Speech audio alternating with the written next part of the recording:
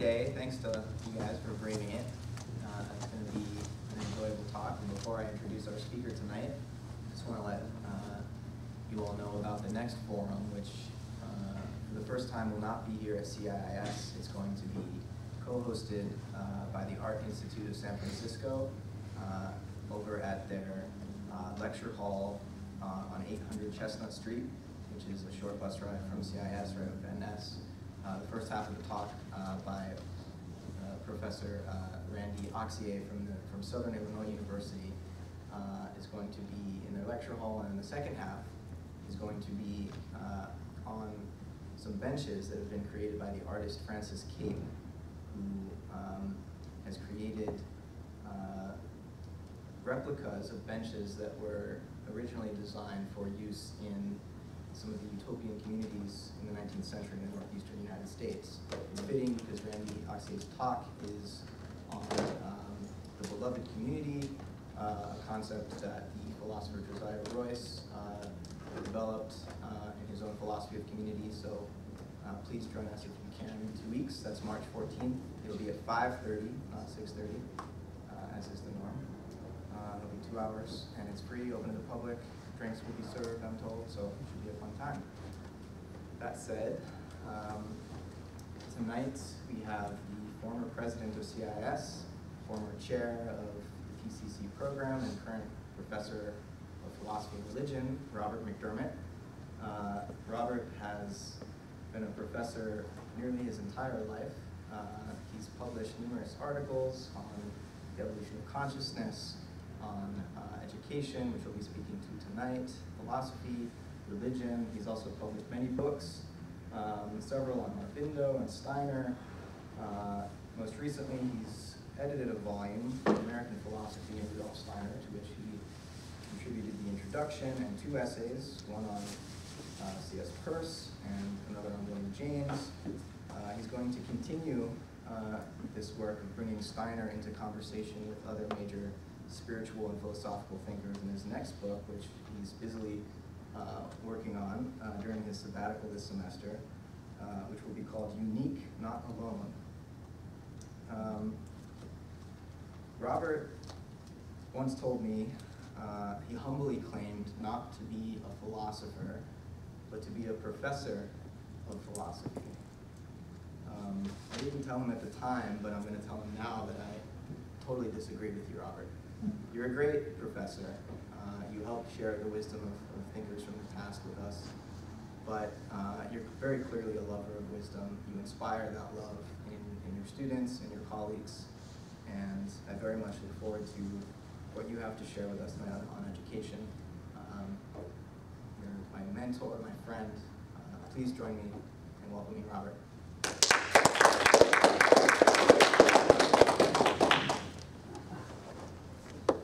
Wonderful to be introduced by Matt. The only thing that can compete is to be introduced by Becca, the two chairs of the PCC forum, which they didn't create, but they've been guiding for now the 2nd year. All right, 3rd year. Oh, time is flying. 3rd year. Okay. Well, thank you all for coming. It is true that rain in San Francisco is regarded by San Franciscans, those Bay Area people, as a catastrophe. So I'm doubly grateful to all of you. Don, thanks for your compliment, Matt. I won't go on about it, but it's gratefully received. So I've been thinking about this topic for a long time, about spirituality in higher education. So I'm inclined to begin with a biographical anecdote.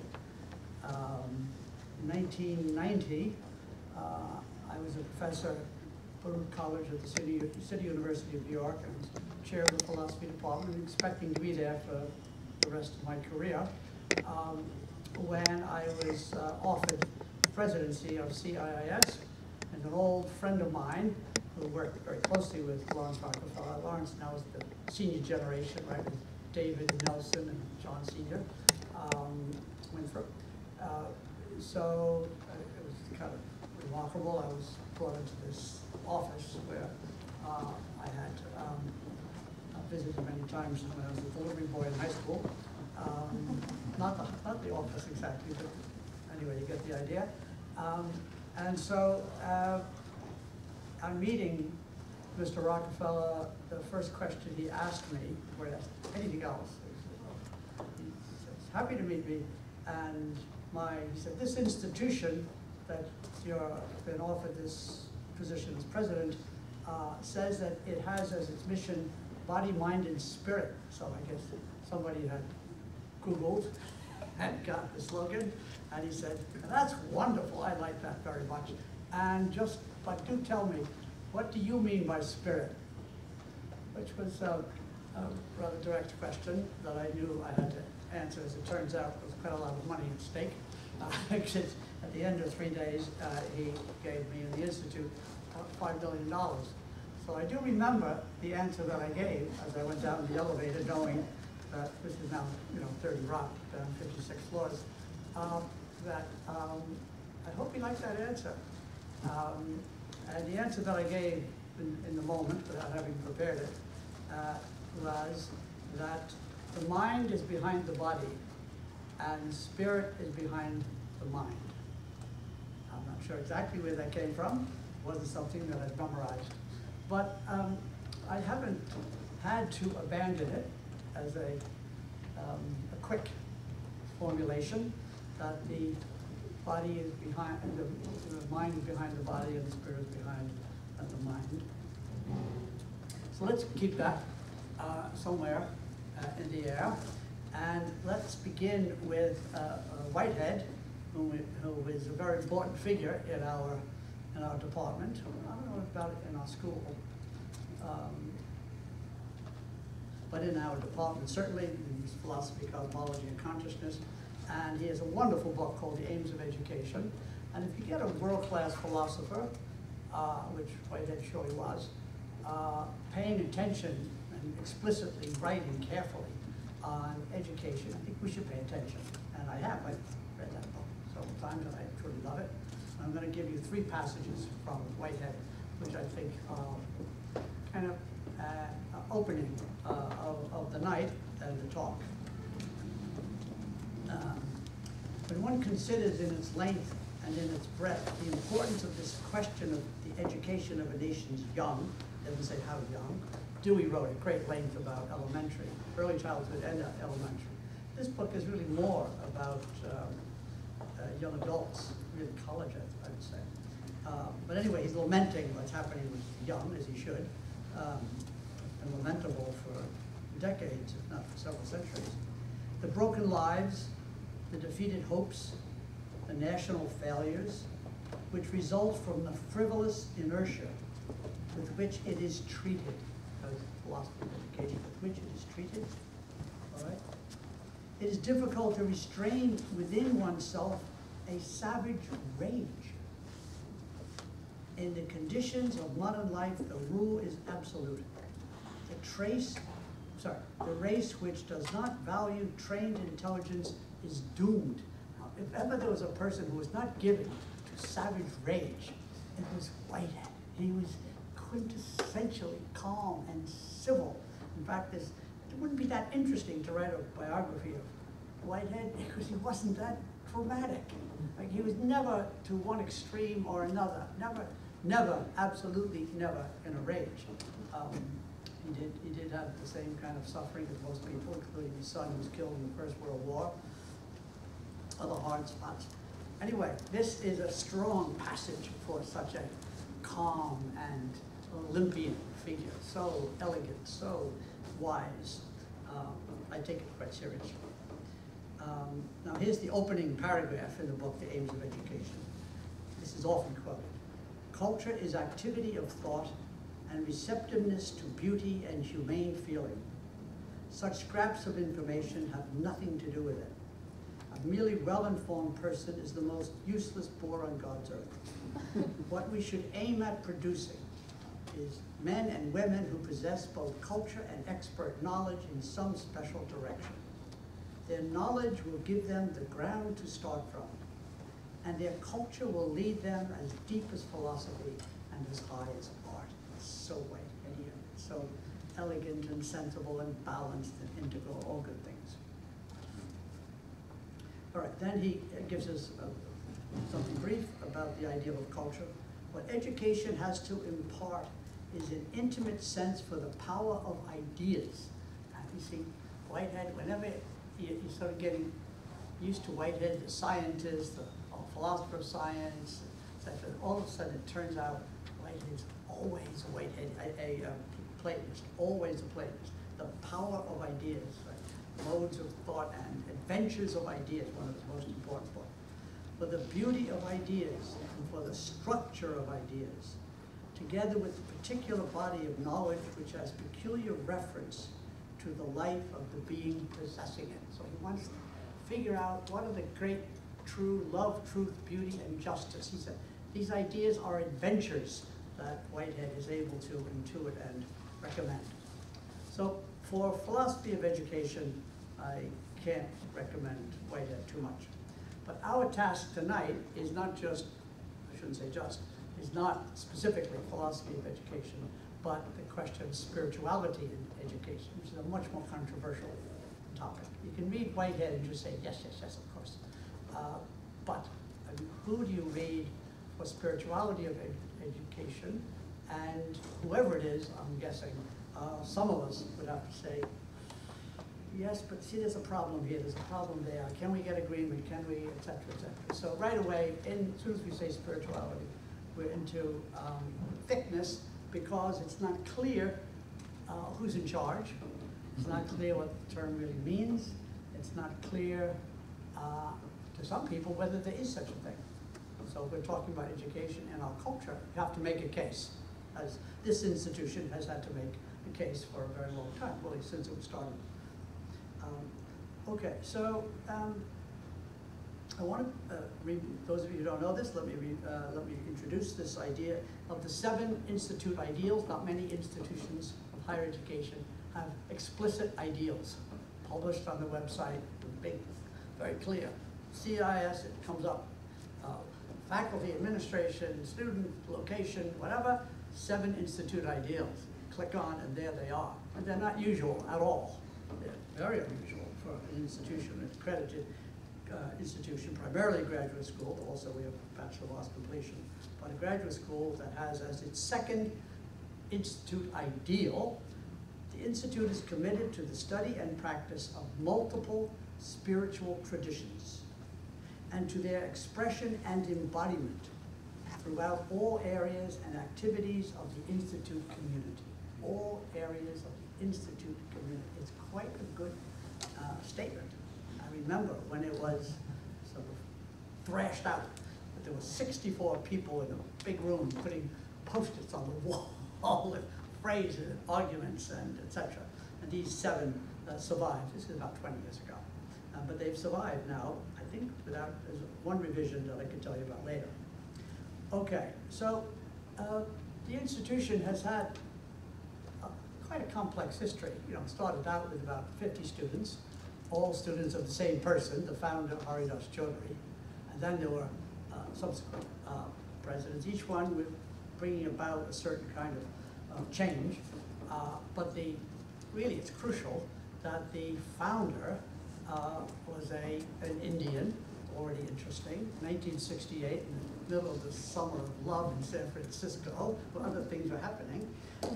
And he founded it with his wife, Bina, and he had in mind a graduate school which would be intellectual and academically competent.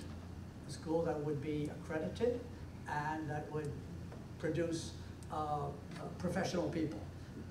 The original school, of which he was a part, but not a founder, had the idea of educating people to do business in Asia. That was a different business, that had to do with international politics and business. This institution had very strong emphasis on comparative philosophy, comparative religion, comparative spirituality, Hindu, Buddhist, Christian, Platonic, not very social scientific at all, scientific or social scientific. It was philosophical, religious, spiritual. And Haridas Chaudhuri did all of that. He was quite expert. And he was also significantly a disciple of Sri Aurobindo, whom I assume some of you know about, who was the great Indian sage, poet, philosopher, teacher of different kinds of yoga, interpreter of Indian culture, who was in his room for the last 40 years, his apartment, I guess you'd say, but almost a single room, the last 40 years of his life. The antipathy of Gandhi, who was going around village to village, and Aurobindo staying there, and people coming to him. So, and Haridas Chaudhuri was one of the people who went to him. So from the beginning, and I'm emphasizing this because one of my convictions, that you may share or may not, is that an institution has a biography. It's not exactly the same as a person, but it's comparable. It has some of the same features that what's put in the beginning is likely very important and probably has a way of surfacing. And if neglected, there could be some a certain disharmony or price to pay.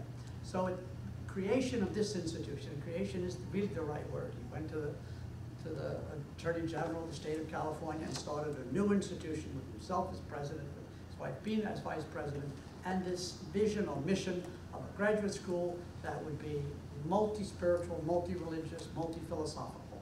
But none of the multis included, say, reductionist thinking. They were all the philosophies were capable of being understood and appreciated from a spiritual point of view.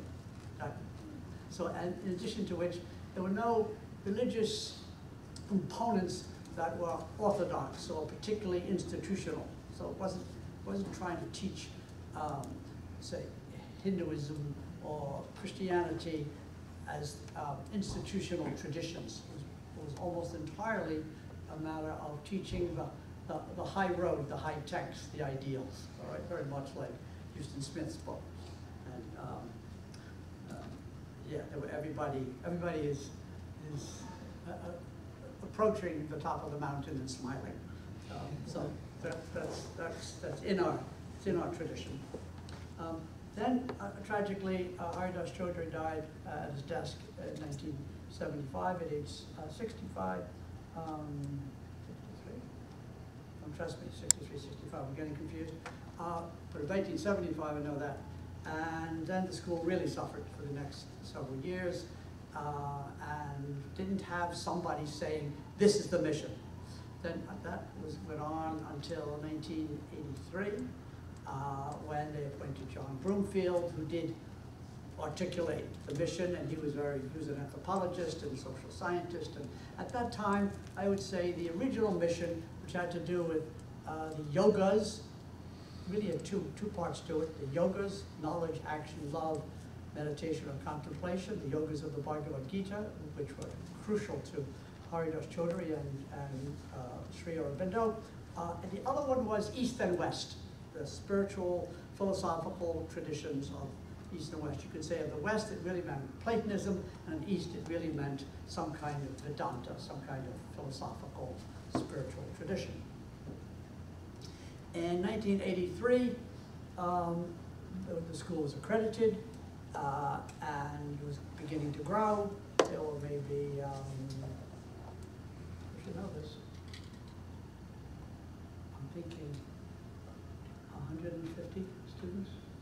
And there were big arguments about whether it was an ashram or a school and why do we need accreditation. And the biggest argument, no, actually that was a little further along. That was early 80s. The big argument was whether to give up pillows for chairs. That went on for 3 years. Okay, so you're getting the idea. Okay, so then I guess you would say in the 80s, the Institute emphasis moved from yogas at East and West to, I would say, a more social scientific and also more emphatically psychological. And I would say that the slogan then became, and has remained, body, mind, and spirit. Body, mind, and spirit has really been, and that was what greeted me when I met Lawrence Rockefeller in 1990. Okay, so now an interesting thing has happened. So I was brought here as president, I would say largely because of my involvement with Dr. Chaudhry and Sri Aurobindo, and I knew them, I published with Dr. Chaudhry, and so that all made sense to get somebody who was in that tradition. Also, I'd been off at the same job in 1983, in a way, it was a big disappointment for the people who had devoted to that lineage, because although I have always been committed to the spiritual with respect to CIIS, I wasn't convinced that the school could survive as just doing that. So I brought in a lot of I would say, questionably spiritual people. Let's say people who sort of said, well, spirit wasn't quite as bad as team spirit, but everything good is spiritual. That's sort of what it came to be. And I saw that happening. I didn't know how to stop it because we really needed to survive. So I was not the champ of the Hindu-Buddhist track. I brought in more organizational development and some things that have changed their name, but are here because we did that at that time. Interestingly, Joseph Biondo, the president now for 14 years, longer than I was, did not actually understand that mission when he was appointed, and has come to be a great champ of it.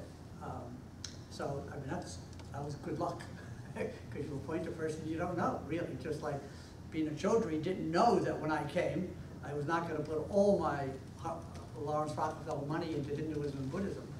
I didn't, because I thought we couldn't survive that way. But we're well on the way to not only survival, but a certain amount of prestige, even, as the world begins to think that we might have been right all along. There's more interest. So Joseph Biondo, the current president, is very much involved in sort of reclaiming the mission. However, his job is quite difficult because in the meantime, many faculty and students have come here without being particularly committed to the original mission. Don't even actually have language for it. So it's a very unsettled situation. All right, and so in a certain sense, the talk is relevant to people who are interested in this topic. It's not at all settled. Okay, so one of the things I've always been conscious of, I had a very close friend, Douglas Sloan, who wrote a book on faith and knowledge in which he traced the ethics, a little bit religion, but really mostly it was about ethics in higher education through the 19th and 20th century. And a very quick summation, which is I've always had in the back of my mind because we used to talk about it, is that in the 19th century, the Protestant schools gave up their Protestant mission. They basically went almost completely secular. Right? Or they adopted a mission and language which would enable anybody to come and not feel that it was more Protestant than they wanted to be, or more Christian than they wanted to be. And my friend Doug Sloan concluded in this historical survey that in the 20th century, the Catholic schools started to do the same. So that now it does not make a big difference. It makes some small difference, but not a huge difference. If you go to Boston College or, say, American University or George Washington University or Georgetown, here in the same city, we'll do Georgetown and American University or George Washington. It's not a big difference. All right? Bill Clinton never had to say to himself, whoa, how does this go? What's going on here? I'm at a Catholic university. It did not impact on him, nor did it impact on very many people. So fathers may have felt good about paying this huge tuition for their, if the fathers were Catholic, as was often the case, that their children were going to Georgetown, but in fact, they were going to a school that was almost completely secular. Tim Healy went from president, I could have it confused whether he went from president of Georgetown to president of chancellor of the City University of New York, or vice versa, and then to the head of the library in New York City. And those jobs for him were all sort of without a big difference.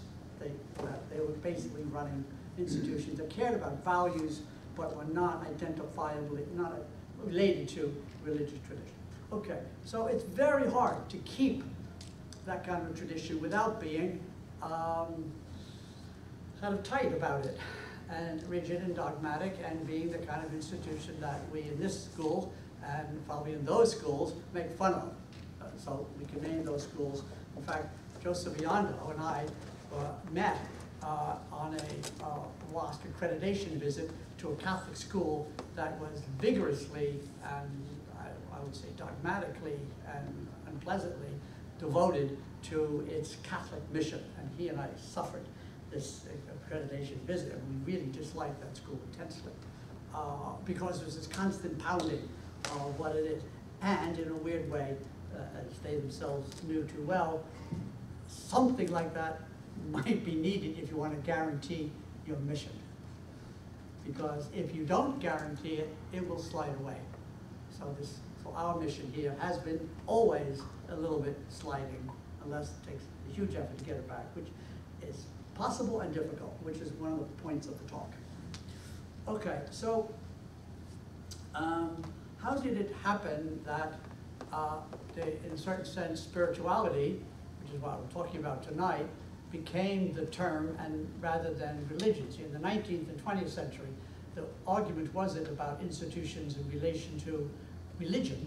I'm sorry, the argument was about the institution in relation to religion in the 18th and 19th century and in the 20th century.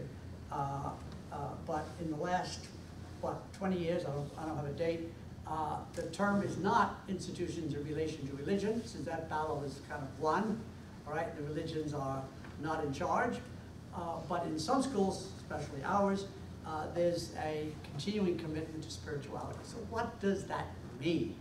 All right, so why did spirituality, not religious, not religious, I'm spiritual, which has become a cliche in our culture, why did that happen? Well, religions in a certain sense became generally in higher education, not in every part of our culture, but in higher education became delegitimized and suspect because of basically it lost to science, right? We made a big science sort of went after it in the Enlightenment, and it won because religions continue to have these grotesque wars, because lots of people running religions are dogmatic and anti-something, particularly anti-women, Abrahamic religions, vigorously anti-woman. And in addition to which, they're highly observable with all their faults. They can be seen. Whereas spirituality, people can stay at home and can be wasting their time or doing something silly, whatever, but nobody can sort of track it because it's sort of they're home doing what they're doing.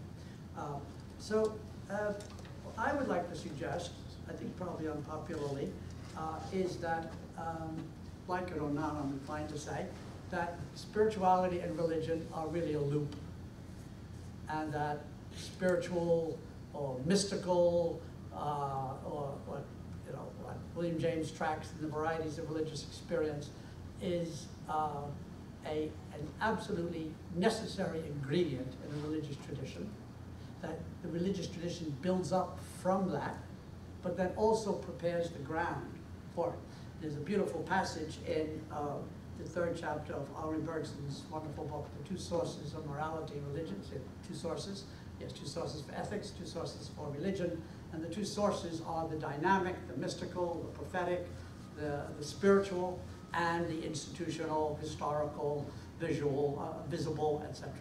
And so I believe that they are constantly reinforcing each other. But in this institution, I think wisely, we're not connected to religions, we're connected to spiritualities. The disadvantage is there's not always a lot of substance, as Mary Evelyn Tucker says about why they're addressing their ecological concerns to the religion, is because that's where the people are. So in a certain sense, we have gone a kind of elitist commitment by going spiritual instead of religion. It's also an understandable strategic decision.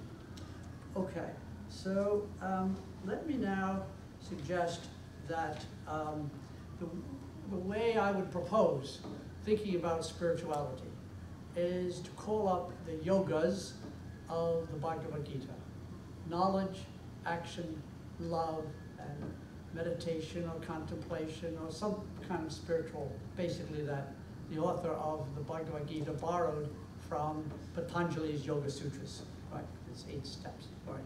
Mostly the 6th, 7th, and 8th, but nonetheless, all of them are in there somewhere. And the first one is knowledge. And so when we think about spiritual knowledge, it really, I'm inclined to say, it depends on how far you want to go in your choice of term, all right? So some people cannot handle the term God. So what would be a drop down from that?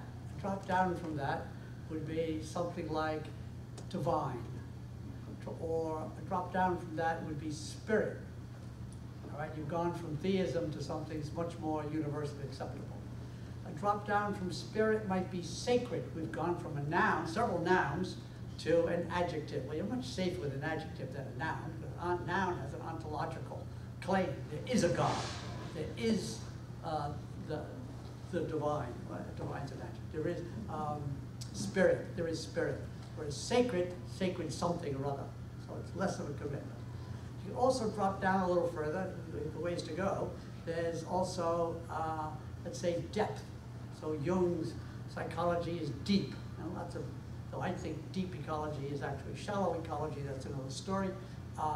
It's deep as a deep commitment, but it's not deep ontologically. But so deep is a possible term for, it's more than flat. You're going something deeper, as into the unconscious. But you also could do higher, right? As in, but that gives a little connotation of trance. Some people don't like that. It looks like theism. But nevertheless, there is such a thing as crossing over to a higher state, okay? So depth is higher. Then there's the numinous, which doesn't have the spatial limitations. That's a qualitative term, and quite a useful term, numinous. And then there's inner. Inner doesn't cost you much. Almost everybody agrees there's something inner, and it's an adjective. Doesn't commit you to there being an ontological inner, though if there were, that would be significant. It would certainly disagree with a lot of scientists and philosophers. And then, of course, there's trans, which is a little bit like the higher. And this department, and quite a few people in the school are interested in transpersonal, which means not merely personal, but cosmic and some great vast dimension, all right, beyond higher, deeper, wider, so much wider, higher and deeper than the personal. Now, all of these 4 yogas have a shadow dimension. Because Jung, you know a lot about shadows. If you know an institution, you know a lot about shadows. In fact, you know a lot of people, you know about shadows. And you know yourself, you really should know about shadows. And so the shadow of this knowledge, spiritual knowledge, of course, is that it involves quite a few people making claims that other people think are implausible. That they think that they've had an experience of God. Or they know something about God, or they know something about angels, or some higher being, or their soul, or the afterlife, which some people who may be interested in spiritual say, actually, you don't really know that. There's a big argument there about knowledge. In the West, we really care about knowledge, and people have lost their lives because they're on the wrong side of particular intellectual or religious questions, especially religious. But you can lose your job in some places because of having the wrong intellectual opinion, or not getting a degree, all kinds of other bad things. Certainly can't get a book published in some quarters. So there's a lot at stake with that. And so there are big arguments there. And the shadow element is extravagant claims, but also some amount of opposition to people with different claims. Big, big opposition. And so it's supposed to be one of the yogas means it's a spiritual endeavor, it's a spiritual discipline. But you can use knowledge as a weapon, and people do all the time. So that's the shadow element, is using the knowledge for something dogmatic or oppositional or crushing, and self-indulgent, etc. So the second yoga is selfless action, which if you don't know any other way, you should know from Gandhi, who was trying to create a whole way of life for a country.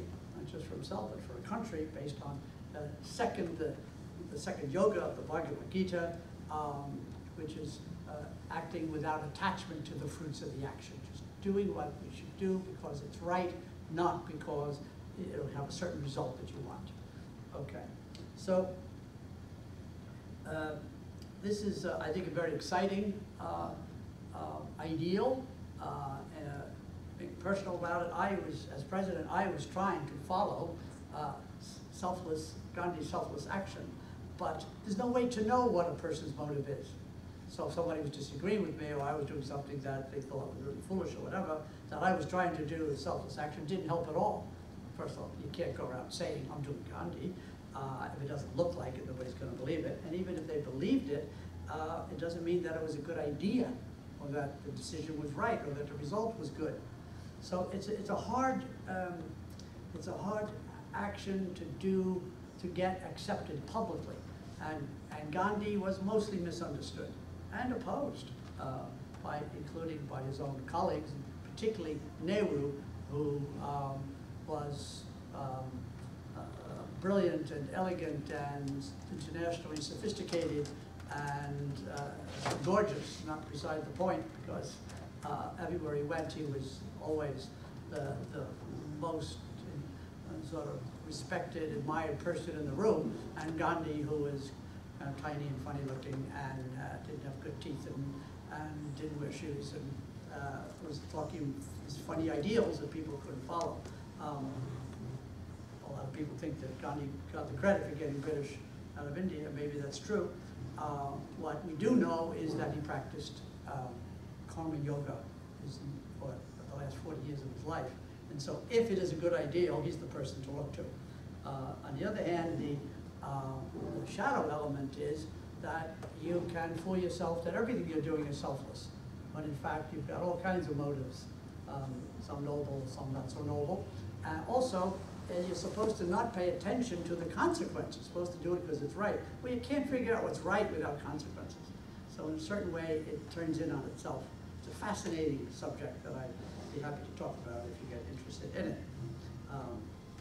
Okay, so then the third yoga of the Gita is love or devotion, doing everything for the divine. The last two verses of the Bhagavad Gita, Krishna says to Arjuna, therefore love me as I love you. And that is the whole teaching. Love me as I love you, which is also pretty much what Jesus taught and other great spiritual teachers. And that would seem to be the highest level of, that's the yoga that unifies the others. So it's beautiful and wonderful, and not easy to implement in an institution of higher education, which is really not about love. It's about knowledge and about career and about competition to a large extent. So it's a little bit like, what? Where's that coming from? I don't think we can handle that. It has an emotional element, and it can be idolatrous. It has lots of pitfalls, because love is really hard to know when it is, when it isn't, and tricks and all kinds of stuff. Okay, now the fourth yoga is hard to find in the Gita, but it is, it's there. You keep looking, there will be texts that have to do with breathing and withdrawing of senses and being calm and entering into stillness, etc. This is all the yogas of the Patanjali, the meditation, contemplation. So I think it's true that all of the spiritualities that we could bring into the room in the next hour have those four. And certainly, it's more obvious, that all of the religions have them. And to the extent that they don't, they probably have kind of an imbalance that needs something else. Like Confucianism needs Taoism or Buddhism to supplement it, or else it just becomes a social philosophy. I'm going on record saying that these four ideally complement each other. They give us a full canvas, or four good legs to stand on, four good disciplines, four good languages, four good attitudes, so that we could if we could work on those four, an institution would be much, much further along. Okay, so now I want to go to the 7 institute ideals of CIIS and see what I can say by way of understanding them, and I think recommending them with respect to spirituality, or the relationship of spirituality and the intellectual, the professional, the institution, etc. So that I'm trying to get spirituality off the Zafu into an institution. All right. So the first idea, which some of you know and some don't, it practices an integral approach to learning and research. Integral in this sense, we could say is East and West. You could say it's body, mind, spirit, and I'm recommending that you think of it as the 4 yogas: knowledge, action, love, and say meditation. So what would that mean? It would mean that the love would characterize the knowledge.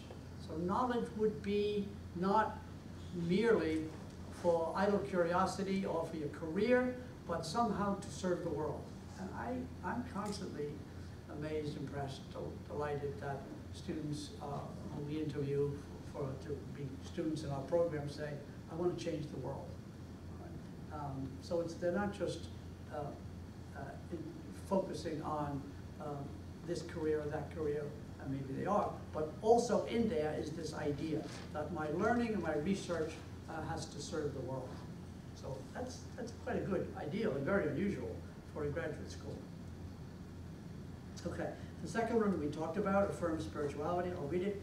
The Institute is committed to the study and practice of multiple spiritual traditions. In this institution, I would say it's mostly Buddhist first, Hindu second, maybe probably some kind of earth religion third, and Abrahamic religions very far down the road. There's virtually no attention to Judaism or Islam. I mean, like we've just had the first 2 courses on Islam in the history of the school. I can't think of a single course on Judaism. And yeah, which one? Post-secular Jewish emancipatory thought. Exactly. Exactly. Totally secular. Jewish, as in the case of Marx, Freud, etc. I don't know who else, but yes, I know. And that was the point of the course. Yes, so it's secular Jewish. And the institution is still pretty seriously anti-Christian, probably on the basis of the patriarchy that is really hard to get out of that tradition. So this is not a complaint or a criticism, it's just a sociological observation. So the positive is spiritual that comes and asserts without trailing institutional problems, right? Without a history really, and without in such a way that the people we're quoting are not susceptible to critique for being anti this or this or this. Though in fact, I think if you look, you'll find that almost all of them are. But that's another story. Then the third one is commits to cultural diversity, promoting a dialogue of difference. The curriculum reflects a commitment to the diversity of the world's cultures and spiritual traditions while seeking their holistic integration. That could have been folded into several of the others, but one of the ways that it's spiritual is that it's writing on I think, a spiritual assumption that all human beings count, all cultures count, and that if you're really doing love, if you're really doing wisdom, then you can't have an incomplete sample. You have to have the whole of the human experience.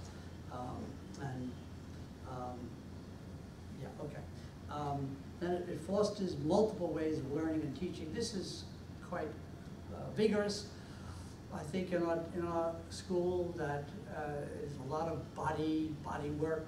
Somatics is spread pretty widely, not completely, but it's certainly honored everywhere. Meditation is honored.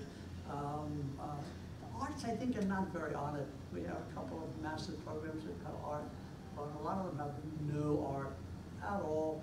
And it seems to me that's really, really regrettable if we're doing multiple ways of knowing. Then here, remember I said earlier that there was one revision. So initially there was a whole ideal for the feminine, as it should be, I think, in our culture, where half of the population is at a disadvantage in certain circumstances and with respect to certain pressure points. Republicans are really distancing themselves at the present time.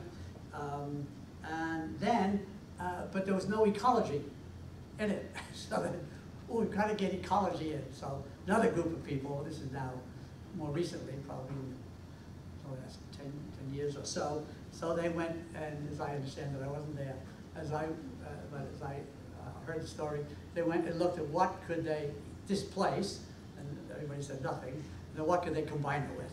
So I'm subject to correction on this, but this is my understanding, and it's certainly plausible. So the number 5 now says, advocates feminism and sustainability. And this was when lots of eco-feminists were sort of very prominent in the school, and for that matter in the culture. And now, of course, lots of feminists are not interested in having a hyphen, as in ecofeminism. They're interested in ecology, they're interested in feminism, and not particularly interested in putting them together. There's a whole interesting argument, as you can immediately see. So this one reads, the Institute embraces intellectual, cultural, and spiritual traditions that further the effectiveness of emancipatory movements, such as feminism. So it's one of the tracks. Social and political liberation.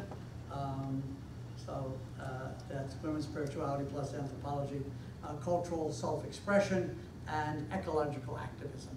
It's a bit of a gathering, but they're all good, so it's okay if it's not the most elegant formulation. It's all good, keep them, we don't want to lose any of them, so there they are. And what is, that's a whole interesting question now about the number of people who say and act on the belief or conviction that if it's socially progressive, it's spiritual. And that's an interesting question. I can see how it could be, I can see how it might not be, and that's something we can talk about. I'm right now writing on a chapter on education, the book that Matt mentioned, and I'm doing Dewey, who is absolutely, totally secular and opposed to religion and spirituality, and Montessori, who her whole life was a Roman Catholic, also in this long association with Theosophy, but educational method does not have anything to do with religion. And the third part of the chapter has to do with Rudolf Steiner, which is quite explicitly spiritual and recommends itself, Waldorf approach to education, as being compatible with all religious traditions and sympathetic to all religious traditions. So Montessori, as I see it, is sort of in the middle between the two. And what's really fascinating, I think, quite complicated, is that I am very passionately an advocate of John Dewey and Dewey in education. I just think that Waldorf adds something, but I don't want to lose anything that Dewey recommends. And there could be quite a few things that both Montessori and the Waldorf do not have that Dewey has, right? So that's a whole interesting question. And so we don't want a spirituality that is socially, politically, culturally indifferent. At the same time, we might be, I think we are, missing a dimension if we think that spiritual is the same as social justice. It could be, depending on the motive, depending on all kinds of things. But I'm trying to think of it as the least common denominator and basis from which we then could go further. And then supports community. I didn't do this. No, community at the Institute is understood to be founded upon underlying core values that affirm shared understandings and differences, scholarly efforts, humane concerns, Such community is a vital part of the Institute's effort to provide an effective, visionary, and nurturing environment for study and training. I think that our department, PCC, is especially good on this one, and I'm surprised when I hear from students in other departments that they do not experience that. It seems to me so regrettable that we have an institution that's small enough, the departments are small enough, no, not all of them are, that dimension is missing. It's really crucial that we have this dimension that it's hard to get in a urban secular commuter school. In fact, where I was chairman for 20 years, community was almost impossible. But here we can have it, and we should. That's my little pitch. And then we strive for integral and innovative governance. And I was often asked about this when I was president. What are you doing for integrative governance? And I think at that time we were not doing well enough. It just was too hard. The distrust of one group to another group was really intense. And so I used to think, spiritual, we could just get to civil. Really good. We could build then from civil to moral, from moral to religious, religious to spiritual. And I'm not just saying that people were unhappy with me, which they were, but they were unhappy with everybody. So now the school is less interested in spiritual talk, but actually it has a much more, I think, much more shared governance. It has something to do with maturity. It takes a lot of maturity for people to get together, sit at a table, be transparent, and get an agreement. Very hard to do. Everywhere it's hard to do, not just here. So I'm inclined to think that spiritual is sort of the furthest you can go after you meet all the other necessary steps, stages, foundations. Otherwise, you have what I have often noticed, I'm sure you have, that you have spiritual people on top of a cracked psyche, and you have a spiritual institution on top of fundamentally dysfunctional procedures and relationships, and then spiritual gets worse than if it hadn't been there. The chair of the board, my good friend who introduced me to Lawrence Rockefeller, who's been my friend since 1964, she used to come chair the board, and then we would go out to dinner afterwards, and she would often say that she was chair of the Middle States, and she's had very, very big jobs. So she really knew schools inside out all over the country. And she would sometimes say, all faculties are the same, by which she didn't mean a compliment, except when they're spiritual, and then they're much worse. And there is this truth to it. I mean, it was very insulting, really. But it was true in that if an faculty or an institution claims to be spiritual, maybe even trying to be spiritual, but has dysfunction at the base, then the spiritual puts you in touch, perhaps, as I believe, perhaps you do too, puts you in touch with spiritual forces that are not nice.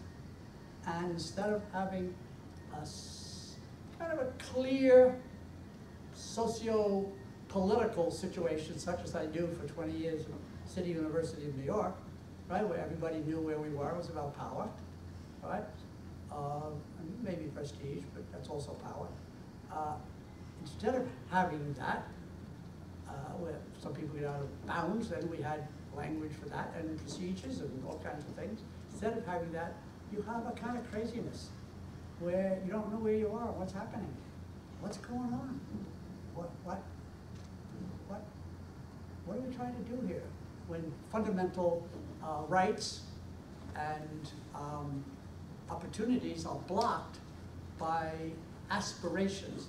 Steiner's language, it's Luciferic, right? It's a temptation that you think you're really cool, saved, spiritual, wise, holy, etc., when in fact you're a little nuts and you're full of fear and self-deception and all kinds of other things. That's an extreme characterization. But it is a deep temptation if a person or an institution tries to go spiritual without a solid, Dewey-like, there I said it, Dewey-like foundation, which is to do with practical intelligence, civility, respect, which is what Gandhi was trying to do. So Gandhi had nothing but confusion and I would even say distrust for Aurobindo, thinking Aurobindo was getting the British out of India by meditating, and Aurobindo had nothing but disdain for Gandhi running around doing good without being in touch with, say, the divine Krishna who loves everyone. It's a huge, complicated question, problem, topic. I didn't want you to come for nothing, so I introduced you to lots of problems. This is a hard topic to know just what does it require to do spiritual safely, creatively, productively, and not be caught in a Luciferic, like we're really have this nailed. So it's all, see, it's a reaction against what Steiner calls the Ahrimanic, which is nothing but, there's nothing but power, nothing but money, nothing but, competition, right? Least common denominator, all right? A reaction to that, we may go too high. Either we're able to go. Like we can try to do something and actually fail because our ideal is out of our reach, which is pretty much the history of utopian communities. The topic of Randy, 2 weeks from now, is an expert on American communities. So it's Bracian, but he's also studied these communities and how high or how far can you go without basically tripping on your own ideals. Interesting question. Okay, so that's the lecture, and now we have time for comments, questions, objections, and whatever. Here's your chance. Okay.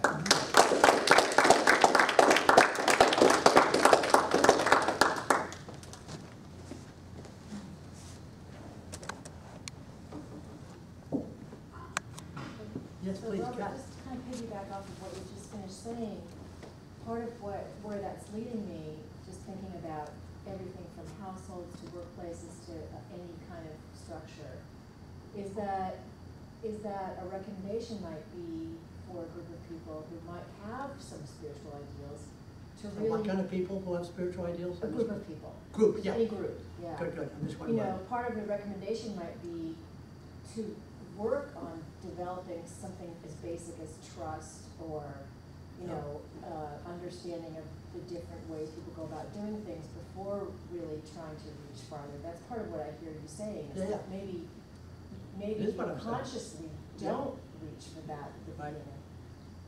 beginning. I'd say at the present time, here's an example. So 4 departments did not meet their projections with enrollment and therefore income. Therefore, the school was in a deficit situation for the first time in 13 years, all right? And it was a lot of money. And you can't be in a deficit when you're accredited. You need to have quite a lot of money in reserve, okay? So this meant cutting back. No, didn't say no hires, but that was a problem. The salaries were reduced, benefits were reduced. In the past, the entire faculty and staff would have been in a rage at the administration. But there were faculty and staff on a budget committee that had been working on the budget together for years. Not all the same persons, they were on for 2 or 3 years at a time. They all knew the numbers. Nobody could say you did this or you're hiding something. So there was, and also the people doing it were competent. So there was a lot of trust. And nobody stood up at a faculty meeting and said, the administration is to blame, and we won't stand for it. Which in the past would have been, not only would have been, but was the case. So I think you're completely right. We need to develop procedures which are the safe minimum, on which you could then build something higher and riskier. But it's good to fall back. I sometimes say about Waldorf schools is that they're much, much, much better than other schools, except when they're not, and then they're worse, because they don't have the standard protective structures that other schools have that are only about protective structures, and they don't aspire further. But Waldorf schools are trying to do something harder, and then when they fail, they that. And I think when we were, actually, we were unsuccessful in my point of view from a founding, well, certainly from 1975, after the death of the founder, who was a very, very remarkable person. But from 68 until certainly sometime in the late 90s, 30 years, I would say we were unsuccessful in meeting our mission. Yeah, I do. Okay, not us. Okay, that's a good question or comment. Yeah, Matt. You mentioned, one thing that spirituality brings that religion doesn't is more of a pluralistic outlook. And I'm wondering what kind of pluralism you're talking about here, and if it matters. I've been thinking a lot about pluralism recently, and it seems to me that there are 2, maybe 3 different types of pluralism. Yeah, One that's is a great question, Matt. well, let me just Yeah, keep going. give you a little I'm already enjoying set it. of schemas Yeah. here. So everyone agrees that there are different worldviews. That's not controversial. And then there's this question of whether or not there are different ways of knowing. That's a little more controversial. And then there's this issue of whether or not reality itself is pluralistic, whether or not there's a sort of ontological pluralism as someone like William James or Alfred North Whitehead would want to articulate. And I wonder how much do you think it matters where we come down on each of these questions in order for spirituality to survive in an educational context and be taken seriously? Right. Great question. Not surprising. I think that religions and spiritualities both have strengths and weaknesses. Religion is deeply caught in competing histories and cultures. So they mostly are caught in national antagonisms and dogmatic antagonisms that are usually fueled by economies and land and real estate and all that. They have the advantage, I think, of being inspiring for large groups of people. Rituals and sacraments and gorgeous music and architecture, art, beautiful language, amazing that you don't get, on your own very well. Or if you do, you're borrowing from a religious tradition, usually. All right, so that's an interesting mix. But we're talking about spiritualities, and when I'd have to go back and look what I said, but when I think about spiritualities as being more amenable to pluralism, it's, I think, mostly because spiritual teachings and practices claim so little. They claim a lot in terms of what to do. They don't claim very much about what's true or how you would institutionalize it. So, in other words, you don't have to rub shoulders with anybody. You can pull from Rumi, you can pull from John of the Cross, you can do Lao Tzu, you can do whatever you want, and there's no criterion for how to put those together. You just kind of do it. Whereas a religious tradition has lots of boundaries, which I believe is part of its strength. When you go to a certain denomination, you know what to expect, and you can handle it, and you can draw from it, and you can remember it, and you can meet people who are working on the same problems. With spirituality, it's very, I like to say it's Gnostic. You're really on your own to a large extent. And when they talk to each other, so Thomas Merton meets the Dalai Lama, and it's this beautiful thing that we can all read about. But they weren't dealing with, Dalai Lama wasn't dealing in that conversation about very stuck social, economic, cultural forms in Tibet. And Thomas Merton wasn't talking about coming from a country that's imperialistic and racist and et cetera. What they're talking about is the deep well of silence that they both experience in their different traditions. Well, those are easily joined, easily made compatible. So that's when they were in their spiritual state. When they go to their religious state, it's very hard. Then You know, Merton has a superior who's difficult, and he has, you know, a community that's trying to raise enough money so they want him to write books. And then you get into religion, and that's not so far up the mountain. But it's where most of us are comfortable. And it's what we can manage. So we're not so mystical as Thomas Merton. So the spirituality, I think, is easier to integrate with other spiritualities. Religions bring with them language, culture, place, history, and history really means mistakes and problems. Am I on the topic? Well, maybe I can draw you out a little bit more on education. Okay. In the context of education, especially if it's philosophy, that there is an interest in truth. Right. How do you? Is it possible to maintain an ideal like that there is truth Right. that can be discovered in the context of pluralism? Right.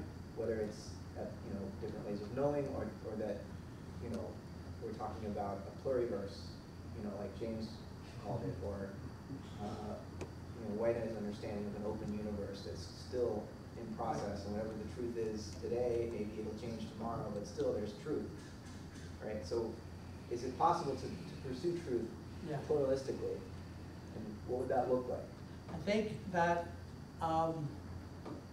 not speaking now about religion, but about spirituality and an institution of higher education, truth will probably be the first word to drop out of the conversation. And people will be talking about what they've learned, what's efficacious, what's transformative, but not much about truth. Sounds like a pragmatic, Very pragmatic. but it's still, it's a different Institutions kind are of truth. pragmatic, which is why James's book is so important, because it was the first one to say, if you're talking about religious experience, call in the experts and you will find that they have had something worth having. But there's almost nothing about truth. He says mysticism is noetic, but he never says what the knowledge is. And I think that's probably smart. Well, he's always smart. So I think truth will drop out. And one of the reasons that religions get into trouble is because they are talking about truth. And therefore, talking about spirituality is a safer way to go. It's also less substantial. Like we were talking about Hinduism or Christianity, I could talk for hours and give you lots of specifics. Talking about spirituality, and I'm saying, well, I sort of think this and I sort of think that, and how about this or that, and how, would that be okay? Whereas with religions, we actually know what we're talking about. And they claim truth, which is then exclusive of the others. One has Buddha, one is Krishna, one is Christ, one is neither. I mean, not to say that they agree among themselves, they don't. But there's a lot more attention to truth than there is in spirituality, which really has to do with transformation, but not truth so much. Sean? Hey, thank you for that, Robert. I'm just wondering to what extent I can encourage you to be unhappy, or to encourage what I sometimes see as an unhappiness on your part, with the whole distinction to begin with. In your last comments, you seem to be accepting this patent distinction between spirituality and religion, which seems to contradict your earlier statement that they're actually sort of recursively co-creating modes of a greater reality. Like certainly in my experience and in others, I can imagine how spirituality is a dimension of religion. And James talks about living religion, or Jung talks about living religion, and that's what we might mean by spirituality. So, if spirituality is merely that which individuals are allowed to experience without making any truth claims,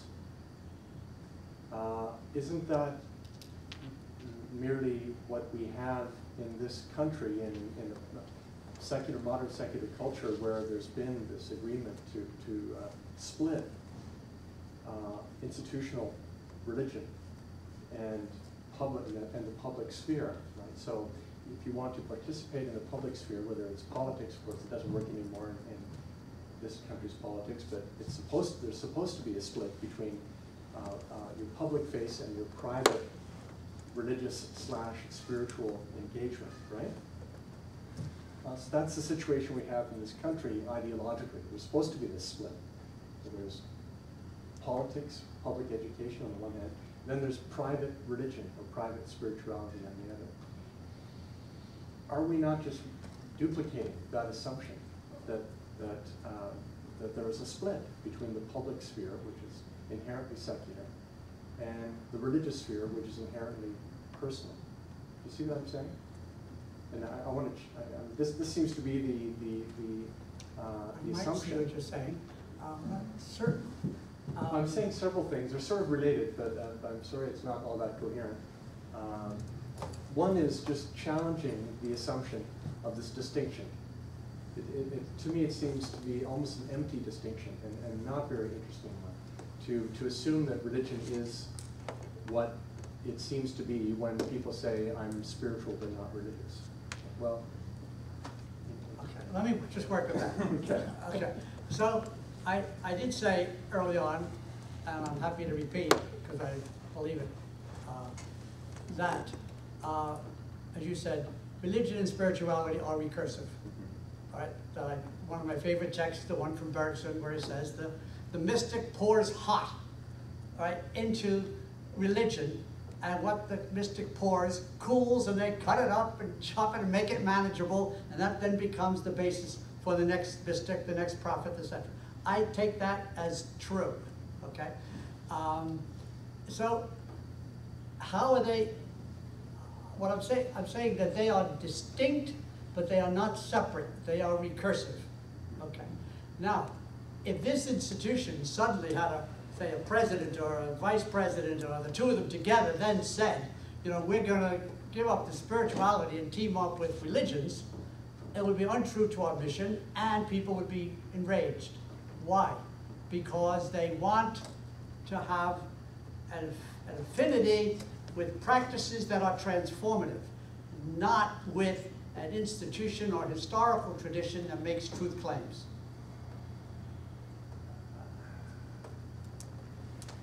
So I think the new paradigm with respect to spirituality in an institution like this is you take whatever practices you want, wherever you find them, that seem to lead to some kind of transformation or some kind of betterment.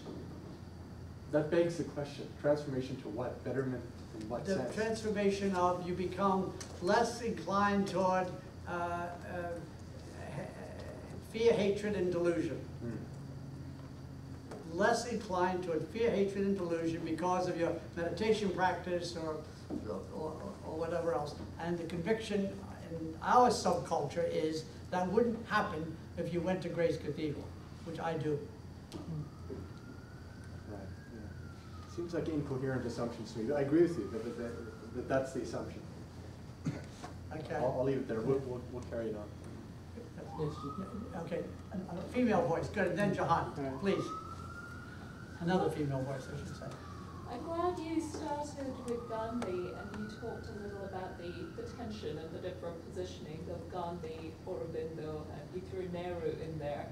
I was expecting you to mention Ambedkar, Dr. Ambedkar, who was, if you like, the third pillar of the foundation of Indian independence, because the triumvirate of Gandhi, Nehru, and Ambedkar really represents the three very different visions out of which modern India emerged.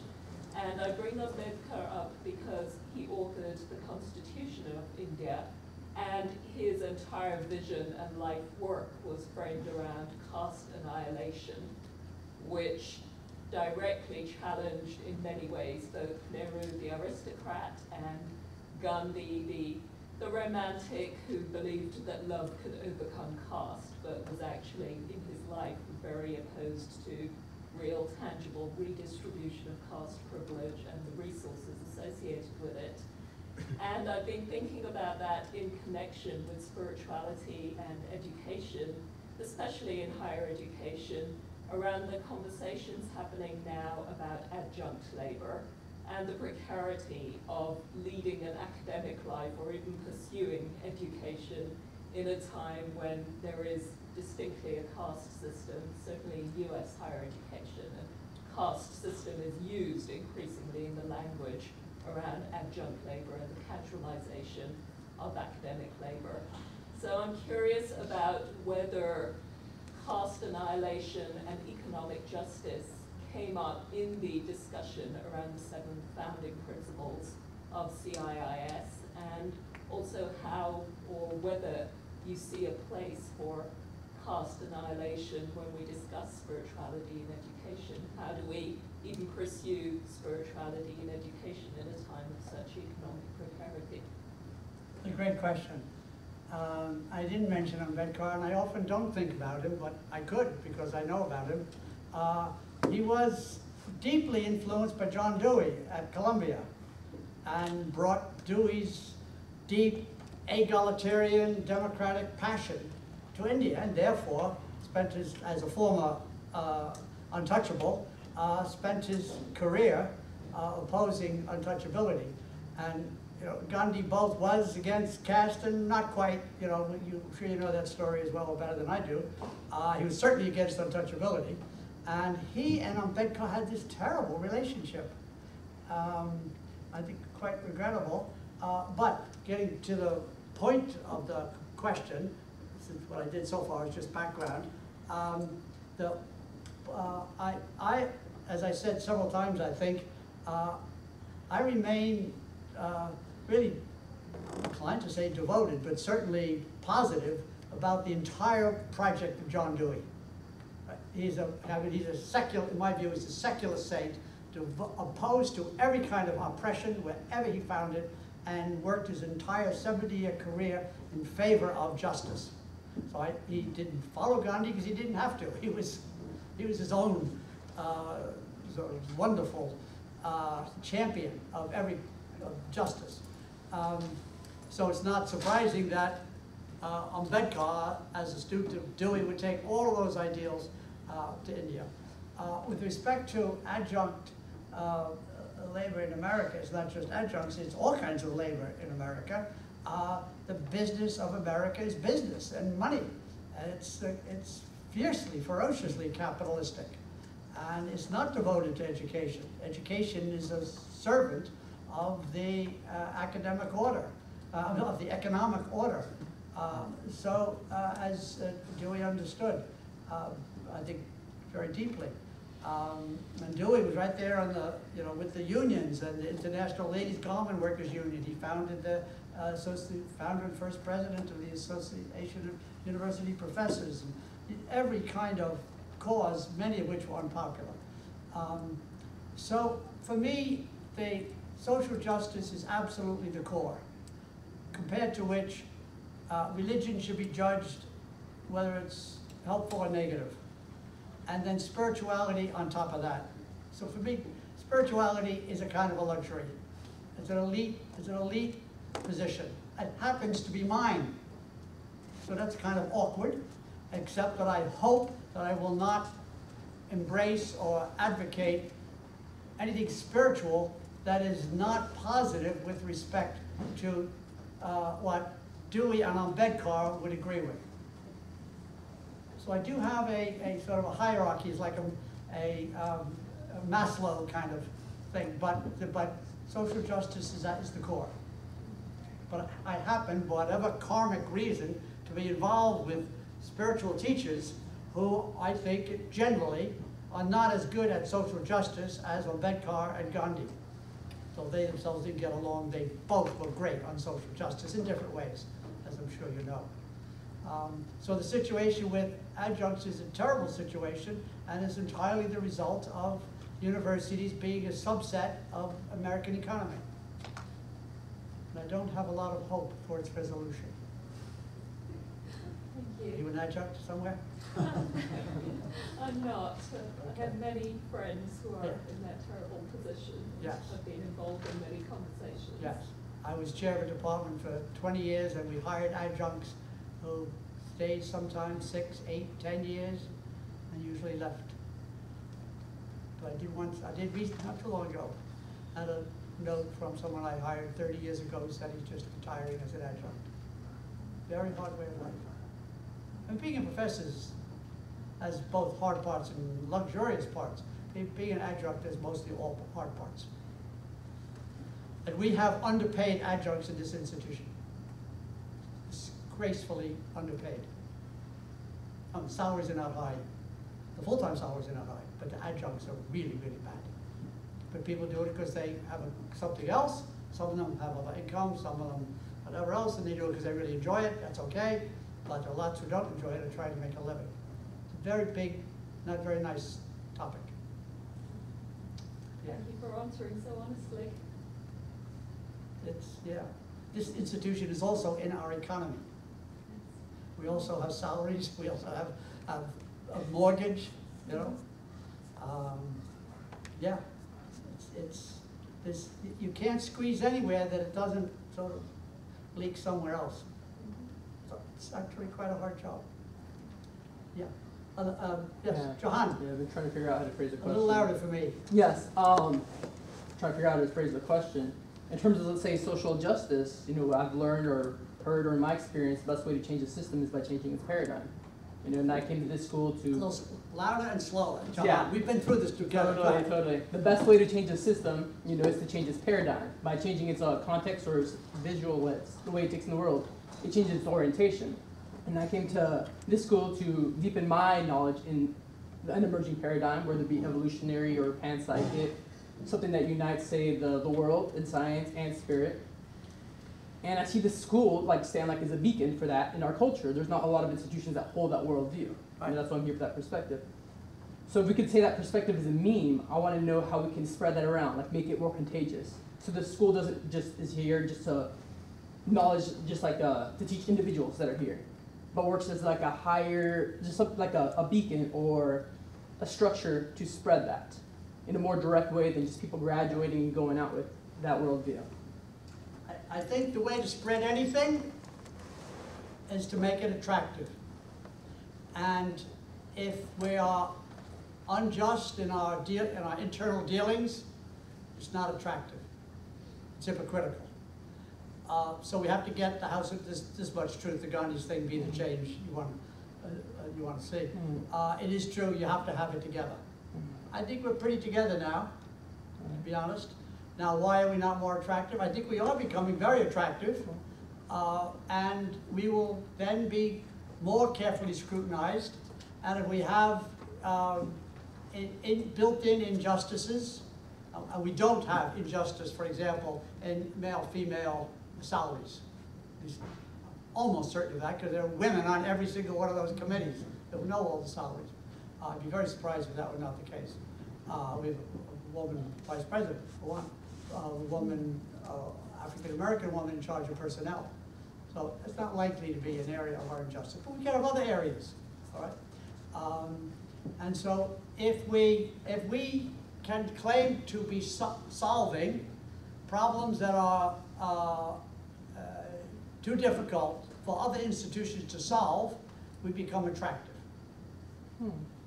But it has to be consistent all the way up and down. That's very hard to do. But I think we're doing all right. Awesome. Was once we were in a lot of trouble, and the same vice president, the same chair of the board who I quoted before said, "Oh, it would be terrible if your school went out of business." Lots of people catching on to the fact that you're onto something. She wasn't interested in our mission, actually. All right, very. She was a Deweyite, actually. Come to think of it, I hadn't thought of that before. But absolutely crystal clear and honest and tough about the very question that I just tried to answer, about how you're doing with respect, with justice, with civility. Until you get that straight, don't tell me about spiritual. Well, I think she's right about that. She is right about that. So what I'm hearing is you spread it by embodying it. Yeah, embody it. Cool. Right. We haven't caught the Dalai Lama cursing at a driver yet. If he does, someone's going to be really disappointed. Right. But we caught a lot of other gurus not only cursing at the driver, but doing other things. Right. So it's got to be honest all the way up, all the way down. But as you go so-called up, or in, or deeper, or whatever, it gets slightly less amenable to criteria, as far as I can tell. So I'm inclined to use the more accessible level for criteria. I don't really want to hear about your spiritual life if you're, you know, cursing at your, you know, the people in your building. Other questions? Paul? So who else is doing this spirituality and education business well, and what might be plagiarized from them? I think we are the leader. Pacifica is doing Jung and, you know, intellectual, professional psychology. That's a deep dimension and sort of lends itself to mistakes and misinterpretations and funny business. But they're doing pretty well. I think they really know what they're doing. If somebody came to me, one of our students, and said, I'm thinking of going to Pacifica, I would say, sure, fine, no problem. If you make sure you want to do Jung in some variety. Naropa, which was founded at the same time as we were, with a similar kind of mission. Ramdas was deeply involved in that. They have had problems at least equal to ours.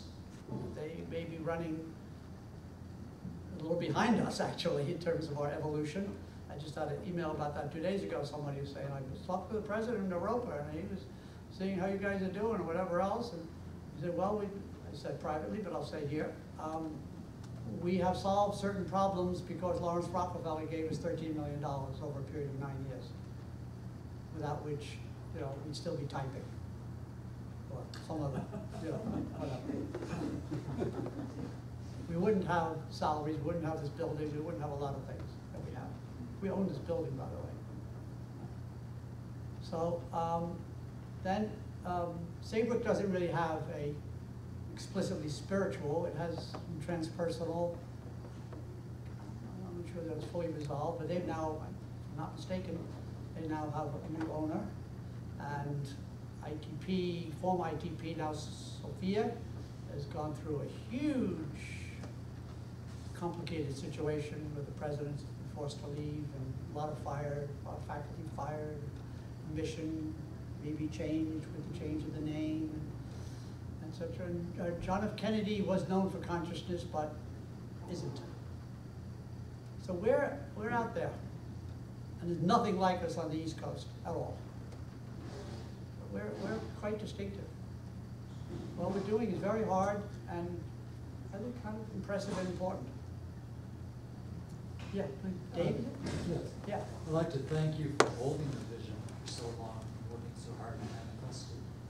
And picking up on these last two questions of being a beacon and what can we take from other schools. What are you thinking the East Coast might be looking towards CIIS? Do you think that people are looking to this institution for leadership and that more schools will? Not so much, good news and bad. The good news is that many institutions look to us, admire us, want to hang out with us and collaborate, etc. None of them are accredited. And so we're unique in that we have all this sort of multiple spiritualities in the hall and in our courses, and we're accredited. For example, we're very friendly with Noetics, Institute of Noetic Sciences, but they're not accredited. We're very, very friendly with Esalen. They have no interest in being accredited. I used to have, I don't know, I had maybe 6 or 8 ongoing conversations. I mean, I was a close friend of the head of the New York Open Center. I gave the first lecture series at the Open Center in 1980, what, 2 or 3 something. Ralph Wolf and I were really close friends. And we talked about, can we do something together? Now I think ICP is actually doing something, but it's very, very tricky. And we tried to do something and then we couldn't. Like New York State doesn't want other schools coming in there. There are very big difficulties. I've just recently become aware of the Association for Contemplative Mind in Higher Education. Yes. And there are several mainstream schools that seem to be moving in this direction. Yes, individual faculty are, but no schools. Right, there's one department, where is it? Forgetting now. But anyway, the person who runs that is one of my best friends, Arthur Zions. He and I have been in this conversation for a long time. In fact, at one time we founded a master's program, sort of based on, loosely based, or based on Steiner, but with very big outreach. And we teamed up with another school that lost its accreditation and we went out of business. But Arthur is definitely a major person in this whole thing. He's the head of Mind and Life Institute, works very, very closely with the Dalai Lama. And so he's a professor who has been on the spiritual track, well, since I met him in 1978. Yeah, he's quite remarkable. There are individuals who are doing wonderful work in this. I don't know of schools that are trying to do it, nor even departments. So somebody did tell me about a department of contemplation and ecology, I think. I'm forgetting. Wasn't Middlebury, but yeah. So we're out front. I mean, I should tell you, I was part of a group of 25, actually it turned out eventually to be 40, that were back to 25 professors from around the country talking about spirituality in higher education. And the 2 or 3 of us who were in that group from this institution were definitely sort of sought after. How does this work? What do you do? You teach what?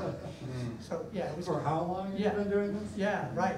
And you get away with that. That was the big question. How can you get away with that? Well, because who's going to arrest me when all the people in charge of the same mission as I do?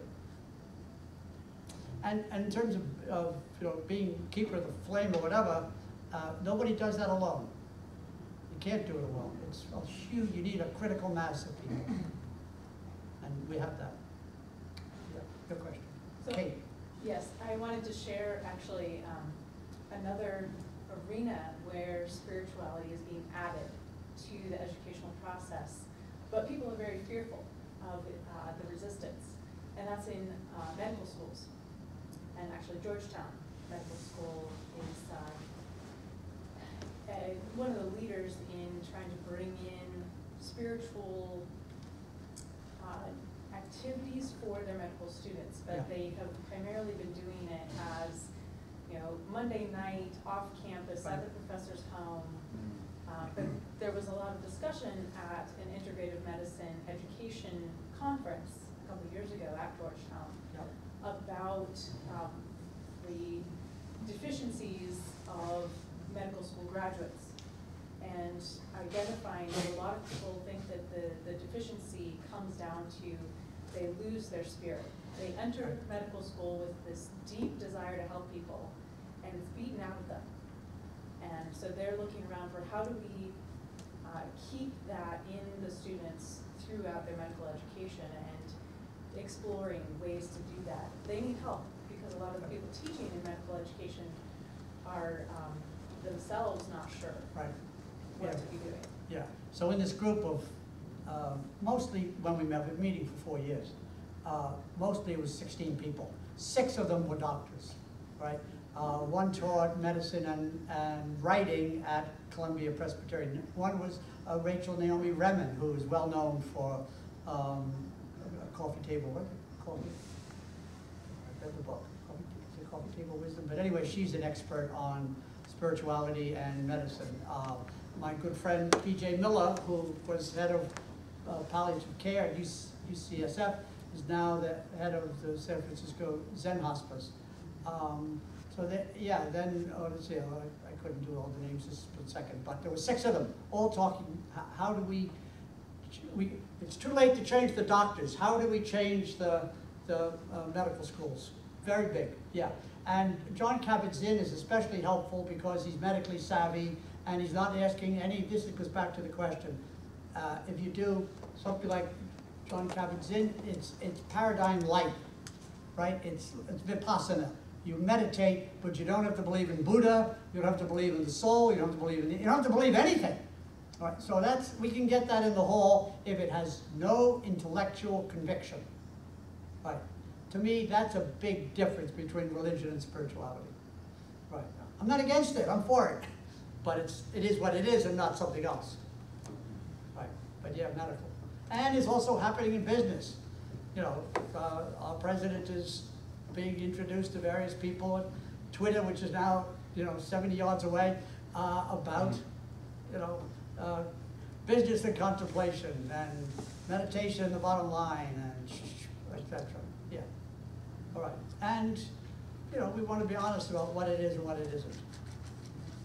Right. A new question, yeah? Yeah, I'm sitting with the topic of this Little louder. field. I don't hear well. Okay, sorry. I'll get my voice out here.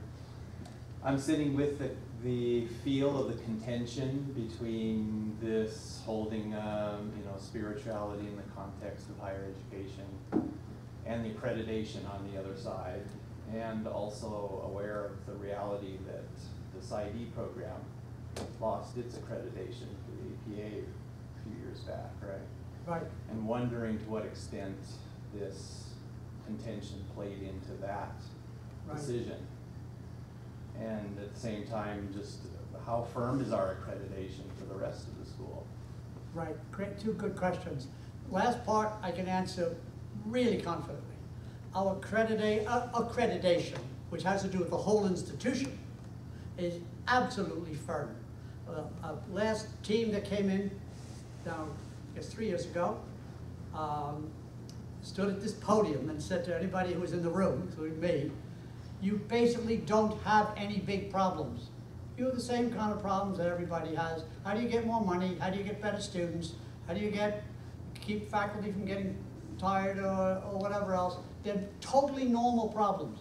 There was no question about our mission.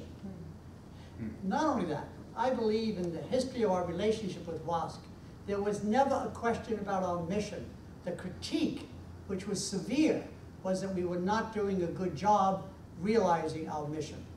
So from my point of view, WASC, the Western Association of Schools and Colleges, is absolutely not a problem.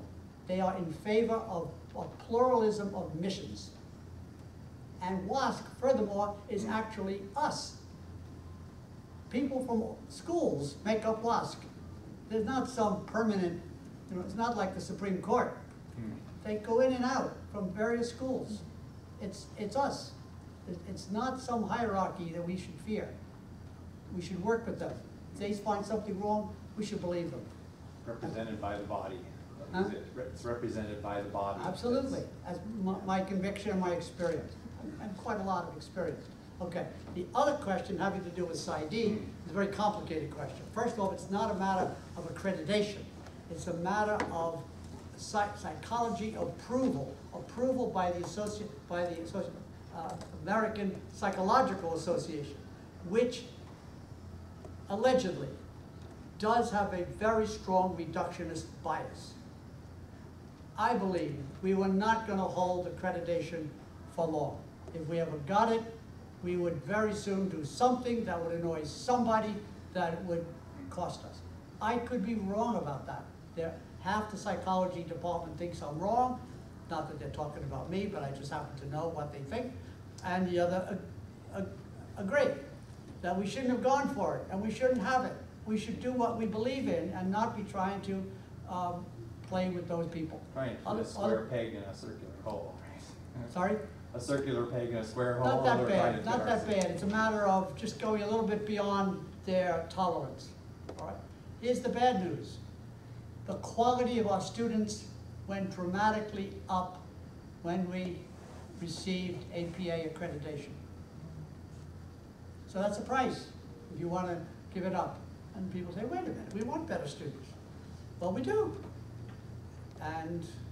But very, very good students can go several different places.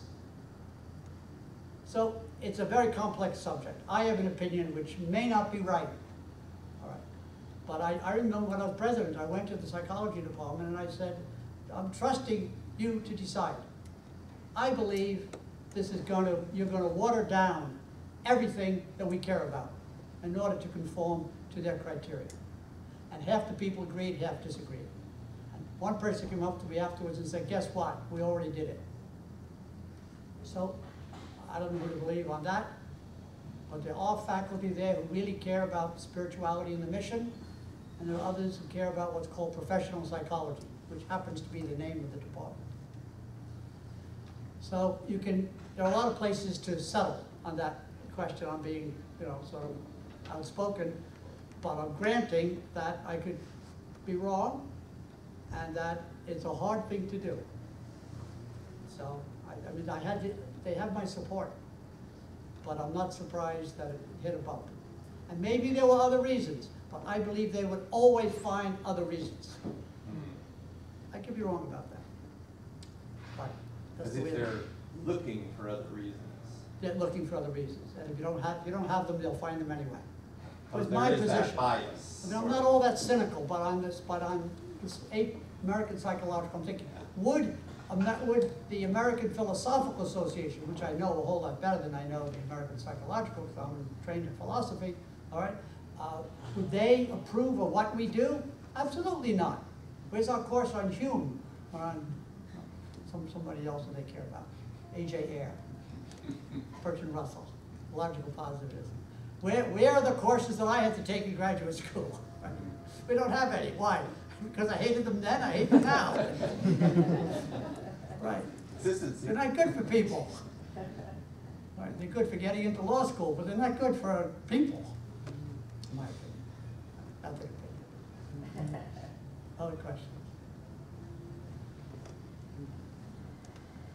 Okay, yeah, Matt. No one else has anything. Sorry? Well, I'm following up on what I asked earlier and what Sean was getting at, I think.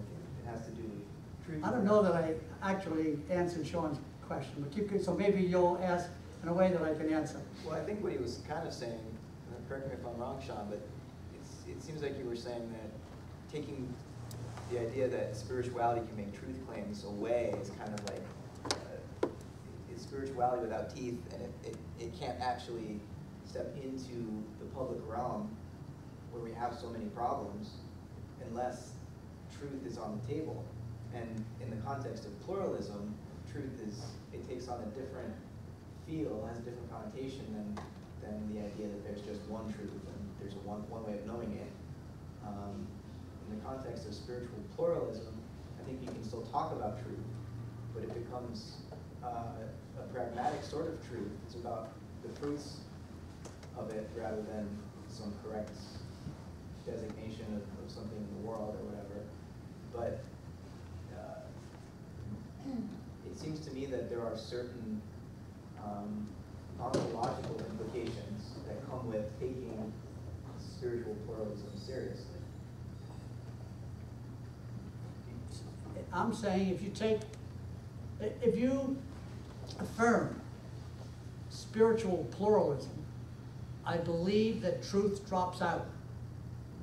And what you have is a commitment to, let's say, compassion or love or peacefulness or silence or something that is very important, but not a truth claim. I never hear the Dalai Lama making a truth claim. I hear him saying, I'm a simple monk and I'm teaching compassion. What about that all things are interrelated? And that's true, but it's fairly obvious and it's not falsifiable. Who thinks that they're not related? You'd have to be some kind of ideological atomist to think that they're not related. Yeah. It's a very easy claim to sustain, that everything is related. Our experience shows that everything is related. What follows from it? We should like everything, which he does. Except China. Except he does. He does like He China. thanks China. He says, I'm sorry for them to kind of have such bad karma. Well, they already have bad karma, but they give us a chance to deal with our own craziness.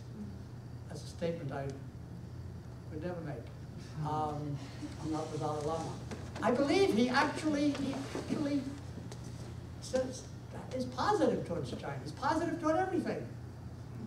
I guess I'm suggesting that truth doesn't have to be defined as something, a statement that's falsifiable, or as something that's true, independent of its effects in the world, its effects on well-being and everything. So I'm advocating for a a different understanding of truth coming out of, Right. you know, the Jamesian. Right, exactly. If, what's actually happened, I think, in this culture is that in general, with exceptions that we all know about, the truth has become, I mean, James has won. Truth has become completely pragmatic, whether it be religion or spirituality. Namely, it's what has good effect, has good consequences. We are pragmatic, and we're really post-religious orthodoxy. But there's still, outside of the spiritual communities, it does seem that while we may say that in regards to worldviews and so on, truth is what works, but there's still that basic assumption that science does produce truths about the nature of reality that are truly Yes. independent of Yes. anything else. We've given up truth in, I mean, this is Kant. We gave up truth in religion Yeah. to have religion being a function of our moral life. That we need religion to be decent to each other. So you don't have any hope that spirituality of the sort that is fostered in the school will ever be able to challenge the way that the supremacy of science's hold on truth?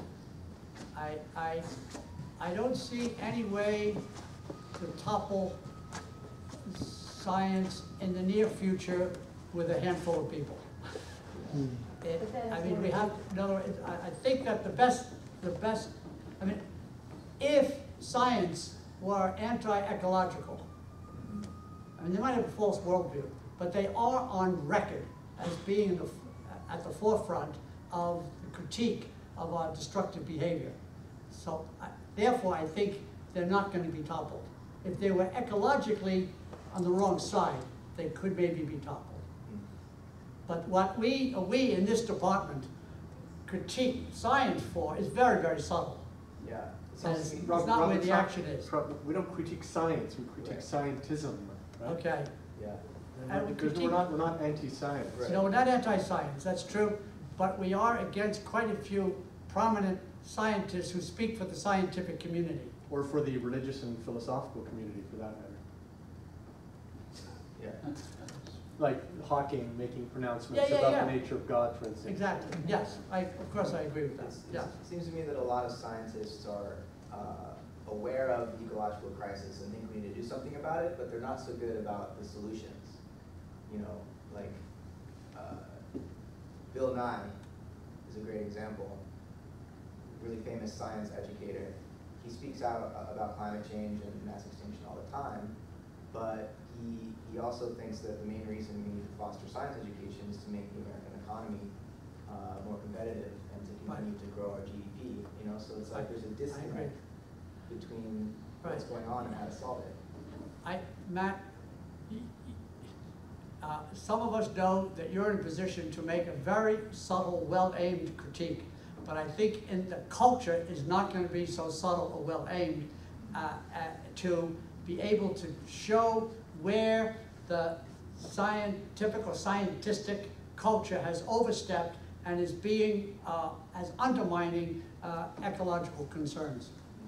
But I do think that part of what you're pointing out is that there's a vacuum. So science, doesn't make statements about possible solutions. Scientists aren't comfortable doing that.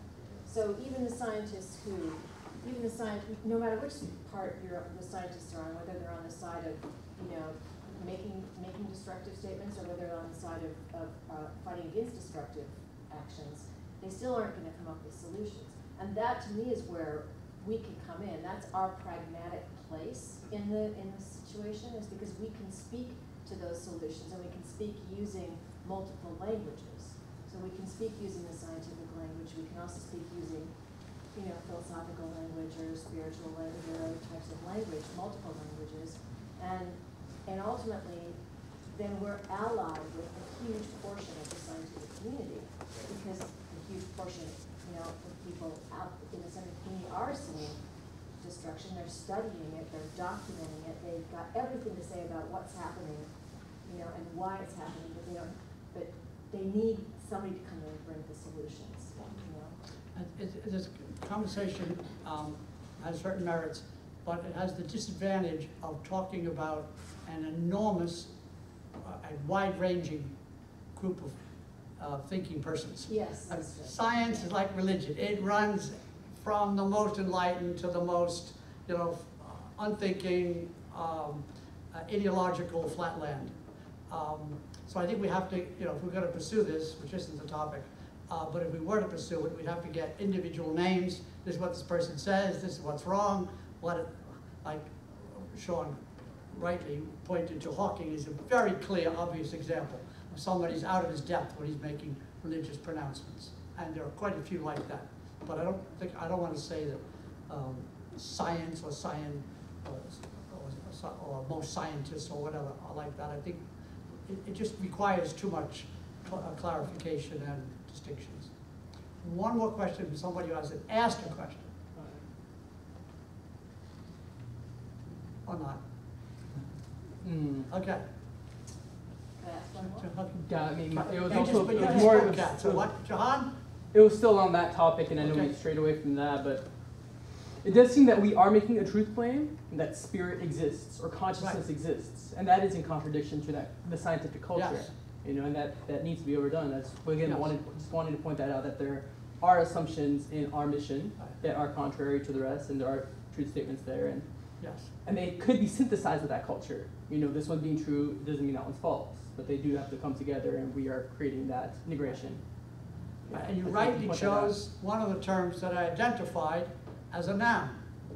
The nouns have ontological commitment, right, along with God and some other words that I mentioned. Mm. But actually, in general, I believe that the faculty and probably the students, though I know the faculty better, are not particularly interested in an ontological claim.